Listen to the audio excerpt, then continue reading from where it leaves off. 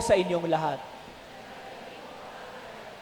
Nakapagtataka sa ebanghelyong binasa na nung nakita ni Simon, ang napakaraming huli ng kanilang mga lambat dahil sa sinabi o iniutos ni Jesus sa kanila, imbis na siya ay mamangha tulad ng mga taga-Kapernaum kahapon. Kung nakapagsimba kayo, ang ebanghelyo kahapon, yung mga taga-Kapernaum, nung nakita nila yung mga himala ni Jesus, lumapit sila kay Jesus kasama ang kanilang mga may sakit. Pero sa pagkakataong ito, si Simon Pedro, nung nakita niya ang himala na ginawa ni Jesus, punong-puno ang kanilang mga lambat na halos masira ito, ang kanyang naging reaksyon ay, lumayo po kayo sa akin, Panginoon. Lumayo po kayo sa akin, Panginoon, sapagkat ako'y makasalanan. Mapapaisip tayo, bakit kaya ganun ang reaksyon ni Simon Pedro? Imbis na lumapit kay Jesus, mamangha sa kanyang ginawa at purihin siya, dahil sinabi niya, buong gabi silang nangisda, wala silang nahuli. Sa pagkakataong ito, marami silang nahuli. Imbis na mamangha at lumapit kay Jesus, nais niyang lumayo kay Jesus. Ano ba ang ginawa ni Jesus sa kanya? Ano ang ginawa ni Jesus?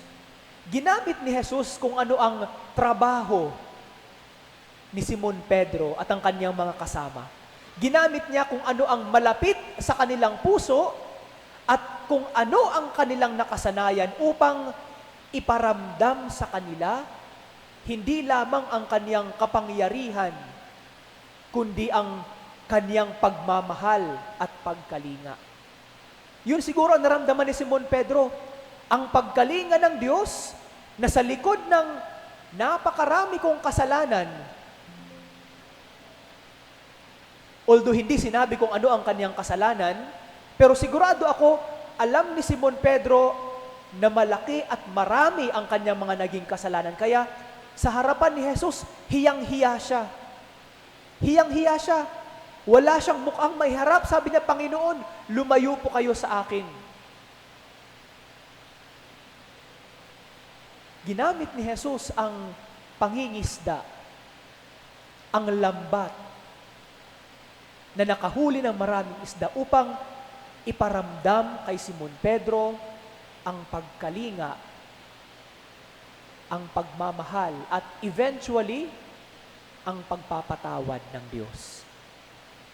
Kaya nga sa katapusan, sinabi niya, simula ngayon, magiging mangingisda ka na ng mga tao.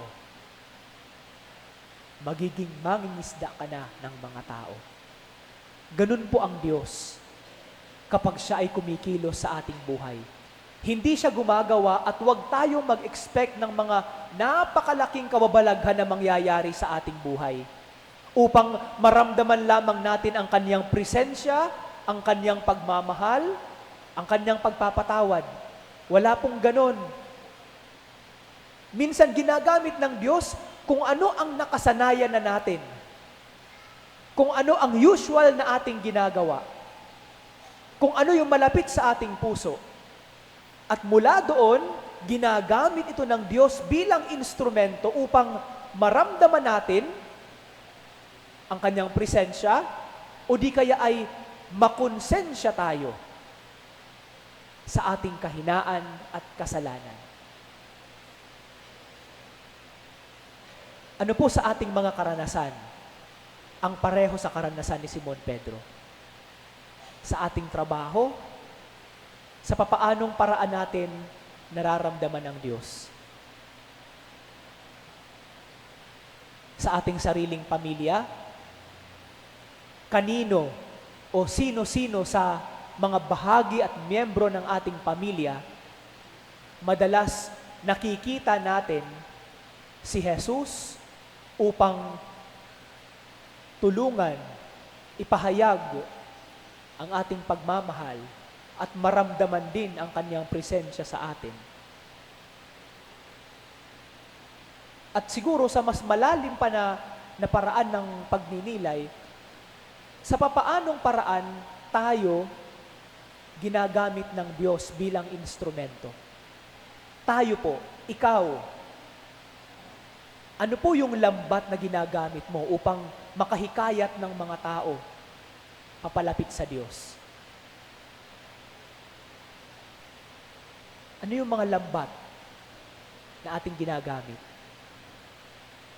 Ngayon po, dahil uso ang social media, uso na ang cellphone, pwede sigurong gamitin natin itong instrumento. Hindi lamang upang turuan ang mga tao tungkol sa Diyos, kundi ibahagi at ipasa ang Diyos. Ipaalala ang Diyos sa ibang mga tao. Ang simpleng pagpapaalala sa ating mga mahal sa buhay na malayo sa atin, Happy Sunday.